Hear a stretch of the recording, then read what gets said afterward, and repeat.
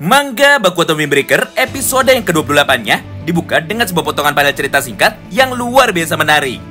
Mengingat tepat ketika para petinggi dari Roppo Ichiza kini nampak sudah berhasil mengalahkan para lawannya, maka di saat yang bersamaan itu muncullah lebih banyak anggota berandalan lagi dari arah yang berlawanan, dengan sebuah tujuan untuk dapat kembali membuat kekacauan di dalam kota ini sekaligus untuk dapat merebut Shizuka. Di mana pada halaman tersebut, salah satu dari berandalan yang baru datang itu akhirnya mulai berkata seperti ini kepada mereka. "Woi, aku pikir kalian akan membawa bantuan yang jauh lebih banyak daripada sekarang. Tapi ternyata kalian hanya membawa 4 orang tambahan saja untuk dapat menghentikan kami. Jika begini, maka sudah pasti kamilah yang nantinya akan menang." Nah, mendengar perkataan itu dari mereka semua, Kanji yang baru saja datang bersama dengan Sakura dan juga teman-temannya, akhirnya tanpa pikir panjang, dia pun seketika langsung memutuskan untuk bisa bergerak lebih dulu, dengan cara berlari menuju ke arah mereka. Kemudian, dengan satu gerakan seperti ini, Kanji pun langsung menghantam tubuh dari orang itu menggunakan kekuatan dari tendangan kaki kanannya.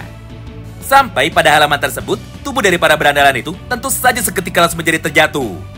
Melihat pergerakan dari Kanji Nakamura itu, beberapa anggota berandalan yang lain justru malah menjadi tertawa kepadanya. Serta mereka pun juga kembali berkata seperti ini kepada Kanji. "Haha, apa yang kau lakukan? Seranganmu barusan itu hanyalah sebuah keberuntungan. Lagi pula, apa yang bisa kau lakukan jika hanya dengan seorang diri untuk dapat melawan kami semua? Karena jika dirimu nekat untuk bisa melawan kami, maka bersiaplah untuk bisa kami hajar." Menarik ya, tepat setelah mendengar semua ucapan dari para berandalan itu, maka di momen yang sama ini, Kanji pun kembali melanjutkan combo serangannya lagi, dengan cara melayangkan sebuah pukulan dari kedua tangannya tepat menuju ke arah kepala mereka semua menggunakan kekuatan penuhnya. Sehingga pada akhirnya, untuk yang kedua kalinya, beberapa dari mereka tentu saja menjadi berhasil dikalahkan oleh Kanji hanya dengan 1 kali serangan saja. Menyaksikan semua hal itu di depan matanya, Sakura yang nampak sangat kagum akhirnya mulai berkata seperti ini di dalam hatinya. "Hah? Dia sangat hebat sekali. Karena ketika dirinya bertarung dengan serius, maka aku pun sempat merasa bahwa Kanji Nakamura ternyata sangatlah mirip sekali dengan Hajime Umemiya. Mengingat mereka berdua sama-sama menakutkan, serta berubah menjadi orang yang sangat berbeda ketika mereka sedang bertarung." Menariknya, tepat setelah mengajar mereka semua, maka Kanji pun dengan penuh semangat akhirnya langsung berkata seperti ini. "Woi, berhenti bersikap sombong seperti itu. Karena faktanya, kalian hanyalah para berandalan lemah yang ternyata hanya banyak omong saja." Tidak hanya itu, mengingat pada akhir kalimatnya, Kanji pun kembali menambahkan lagi.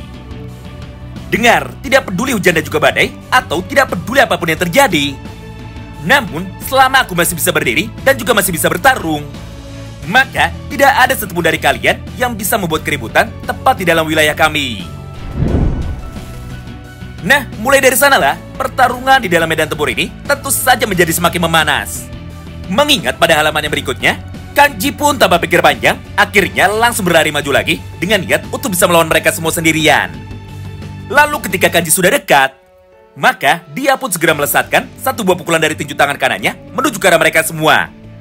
Hingga pada akhirnya, mereka pun seketika langsung menjadi terpental dan juga terjatuh ke tanah. Melihat pergerakan dari Kanji yang sangat ceroboh itu, salah satu berandalan lainnya tiba-tiba saja langsung muncul dari arah belakang Kanji. Kemudian, dia pun segera mencoba untuk bisa mengajar Kanji dengan menggunakan tinju tangan kanannya. Tapi sayangnya, semua pergerakan dari orang itu ternyata masih mampu dibaca dengan sempurna oleh Kanji. Sampai tepat ketika dirinya sudah mulai mendekat, maka Kanji pun langsung menghindarinya dengan cara menurunkan badannya. Lalu, dengan satu gerakan cepat, Kanji pun langsung menangkap tangan dari orang itu. Sehingga musuhnya pun sekarang jadi tidak bisa kabur lagi, dan dia pun justru malah menjadi terjebak. Di momen inilah, Kanji pun segera melempar tubuh dari berandalan itu menuju ke arah depannya. Serta di saat yang bersamaan, Kanji pun langsung menyambung sebuah combo serangannya barusan dengan cara menghantam kepala dari orang itu menggunakan tendangan dari kaki kanannya. Sampai pada akhirnya, dia pun berhasil dibuat terpental menuju ke arah yang berlawanan, hingga menabrak tubuh dari teman-temannya yang lain. Nah, menyaksikan hal ini di depan matanya, Sakura dan juga Suo tentu saja menjadi sangat terkejut. Karena mereka sama sekali tidak menyangka jika gaya bertarung dari Kanji sangatlah brutal sekali. Padahal, Kanji memiliki kepribadian yang sangatlah berbanding terbalik. Mengingat Kanji adalah orang yang sopan, baik dan juga sangat tenang. Berdasarkan hal itu, maka sudah jelas pimpinan dari kelompok Roppo Ichiza ini adalah orang terkuat yang ada di dalam wilayah ini. Walaupun pada dasarnya, Kanji kadang-kadang masih sangat ceroboh. Karena ketika dirinya sudah mulai serius, maka dia pun jadi tidak mampu untuk dapat mengecek kondisi di sekitarnya. Contohnya ada pada panel berikutnya, di mana pada halaman ini, tiba-tiba saja muncullah 2 orang anggota berandara lagi tepat dari arah belakang Kanji, dengan niat untuk dapat mengajar Kanji dan juga mengalahkannya ketika saat ini Kanji sedang lengah. Melihat semua hal itu, Kanji pun seketika langsung bergerak. Tapi karena Kanji telat menyadarinya, maka Kanji pun hanya bisa menahan satu serangan saja dari 2 orang itu. Yang artinya, jika Kanji memilih untuk bisa menahan dan juga mengajar orang yang datang dari arah kanannya, maka dia pun jadi tidak bisa menahan serta tidak bisa menyerang balik orang yang datang dari arah kirinya. Sehingga ini adalah sebuah pertaruhan bagi Kanji untuk dapat membuat pilihan. Beruntungnya pada momen ini, Sakura pun masih mampu bergerak dengan cepat untuk bisa menolong Kanji, dengan cara menghantam tubuh dari para berandalan lainnya yang datang dari arah kiri Kanji. Sehingga pada momen itu, serangan dadakan dari mereka akhirnya kini berhasil digagalkan. Dan Sakura pun kini jadi ikut terlibat di dalam pertempuran besar ini. Di momen inilah, sekarang giliran dari Sakura untuk dapat bertarung melawan mereka.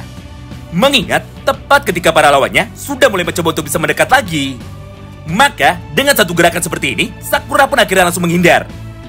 Serta di saat yang bersamaan, Sakura pun segera membalas serangan dari para berandalan itu dengan menggunakan kekuatan dari pukulan tangannya. Melihat semua gerakan dari Sakura itu, Kanji pun segera berkata seperti ini kepada Sakura. "Sakura, aku pinjam pundakmu dulu." Lalu tanpa menunggu jawaban dari Sakura, Kanji pun akhirnya seketika langsung berlari dan juga melompat dengan sangat tinggi dengan menggunakan bantuan dari pundak Sakura itu. Sehingga efek tendangan terbang dari Kanji ini menjadi jauh lebih kuat dan juga menjadi jauh lebih berbahaya. Sampai tubuh dari semua pasukan berandalan itu kini lagi-lagi kembali menjadi terpental dan mereka pun berhasil dijatuhkan oleh Kanji hanya dengan satu kali serangan barusan. Melihat combo serangan dari Sakura dan juga Kanji, beberapa orang anggota berandalan yang tersisa tentu saja tidak bisa tinggal diam. Hingga tanpa menunggu lama, mereka pun seketika langsung bergerak dengan niat untuk dapat mengajar Sakura dan juga Kanji menggunakan kekuatan dari pukulannya itu. Namun, untuk yang kesekian kalinya, mereka lah yang kini malah harus kembali dibuat tidak berdaya. Mengingat pada kesempatan ini, Sakura dan juga Kanji langsung melakukan combo serangan yang sama, dengan cara menghantam kepala dari para berandalan itu dengan menggunakan teknik tendangan berputarnya secara berbarengan. Di mana Sakura menendang kepala dari orang itu dengan menggunakan kaki kirinya. Sedangkan Kanji juga menendang orang yang datang itu dengan menggunakan kaki kanannya. Akibatnya, kepala dari kedua orang berandalan tersebut akhirnya seketika langsung menjadi berbenturan setelah terkena combo serangan dari mereka berdua. Sampai pada akhirnya, dia pun jadi tidak bisa bangkit lagi dan dia pun seketika langsung menjadi pingsan. Nah, hal yang sama pun kini terlihat juga dari sudut pandang petarung lainnya, yaitu dari sudut pandang Suho Hayato dan juga dari sudut pandang Akihito. Di mana pada halaman ini kita pun bisa melihat sama-sama bahwa sambil bertarung melawan beberapa anggota dari geng lawan, Akihito pun kini mulai berkata kepada dirinya sendiri setelah dirinya melihat Sakura. Haha, ternyata anak itu sangat hebat karena dia bisa mengimbangi kecepatan dan juga kekuatan dari Kanji. Mendengar perkataan itu dari Akihito, Suho yang ada di sebelahnya tentu saja langsung meresponnya. Benar, dia memang hebat karena dia adalah kapten kami atau karena dia adalah ketua kelas kami. Nah, menariknya, tepat ketika mereka berdua sudah berbicara seperti itu, maka di saat yang bersamaan, Suho pun langsung bergerak untuk bisa berlari menuju ke arah Akihito demi bisa menghajar anggota berandalan lainnya yang kebetulan pada saat itu muncul tepat dari belakang Akihito. Begitu pula dengan Akihito, mengingat pada kesempatan itu, dia pun langsung bergerak tepat menuju ke arah belakang Suho untuk dapat menghajar juga salah satu berandalan lain yang kebetulan saat itu sudah mengincar Suho dari arah belakangnya. Di momen inilah, Suho dan juga Akihito akhirnya mulai saling memuji. Bahkan tanpa sedikit pun keraguan, Akihito pun kini berkata lagi kepada Suho, "Kalian memang hebat. Dengan begini, maka sudah jelas Furin memiliki masa depan yang sangat cerah. Karena jika kalian yang bisa menjadi penerus dari Umemiya, tentu saja hal itu akan sangat menenangkan." Nah, jalannya pertarungan penentuan di antara mereka semua terus berlangsung selama beberapa saat. Di mana di dalam praktiknya, Suho, Akihito, Sakura, dan juga Kanji Nakamura terlihat tanpa berhenti terus mengajar satu persatu para anggota dari geng lawan yang kebetulan pada saat itu masih bisa berdiri. Sampai pada akhirnya, kini mereka semua pun berhasil dikalahkan, serta tidak ada satupun dari mereka yang sekarang masih bisa bangun lagi. Walaupun untuk sementara waktu, mereka masih bisa bernafas dengan lega. Namun tidak lama berselang, maka pada halaman yang sama itu, tiba-tiba saja muncullah sekelompok anggota berandalan lain, dalam jumlah yang lagi-lagi jauh lebih banyak daripada sebelumnya. Ditambah, wajah dari para berandalan itu sama sekali tidak ada yang di-blur.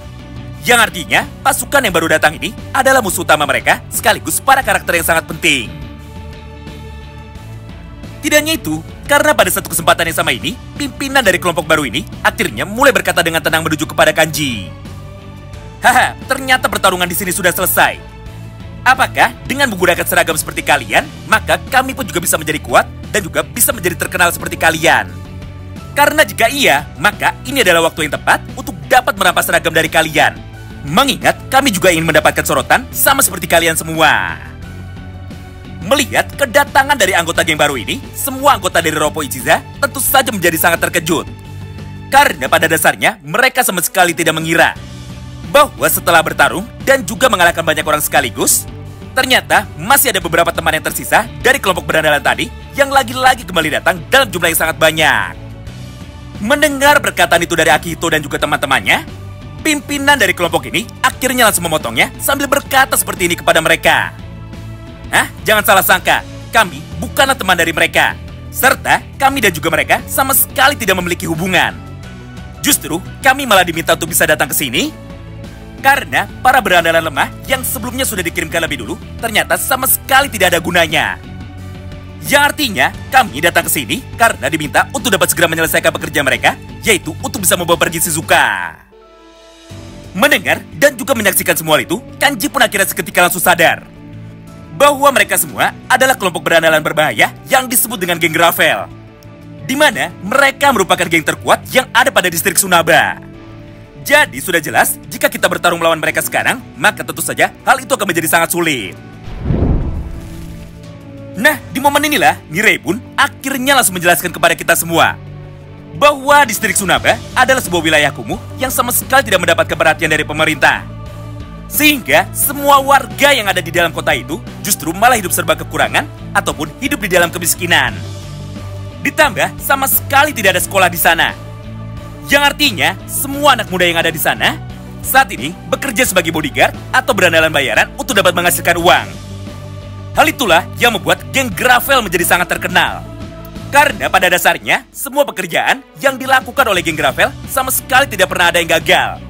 Mengingat semua anggota dari geng itu faktanya sangatlah luar biasa kuat. Oh iya, sekedar informasi ya, channel YouTube kami saat ini sedang di-banned oleh YouTube dengan sebuah alasan konten re-upload atau konten reuse dari channel lain. Padahal semua video yang kami buat adalah video original yang kami buat secara manual.